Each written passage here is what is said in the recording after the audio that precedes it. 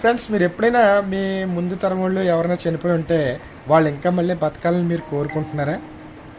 ఒకవేళ మీరు బతకాలని ఏమైనా కోరుకోవాలనుకుంటే వాళ్ళు చేసే ఏదైనా పని మీరు రోజు నేర్చుకోండి. నేనేంటంటే నాకు మా అమ్మమ్మ గారు వాళ్ళ అమ్మగారు అంటే చాలా ఇష్టం. కానీ ఆవిడ ఎక్స్పైర్ అయిపోయిన తర్వాత ఆవిడ నాకు రోజు ఒక శ్లోకాన్ని చెప్పేవారు.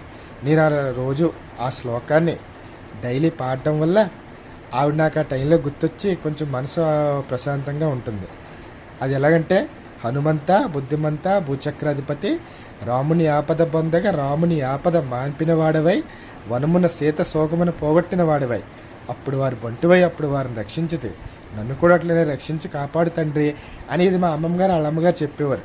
అంటే శ్లోకం అని చెప్పట్లేదండి, వాళ్ళు చేసే ఏదైనా పని ఉంటుంది, రెగ్యులర్ యాక్టివిటీ ఏదైనా ఉంటుంది, అది మీరు నేర్చుకోండి. అప్పుడు వాళ్ళు మీ థాట్స్లోని మీ మనసులోని ఎప్పుడు బతికే ఉంటారు.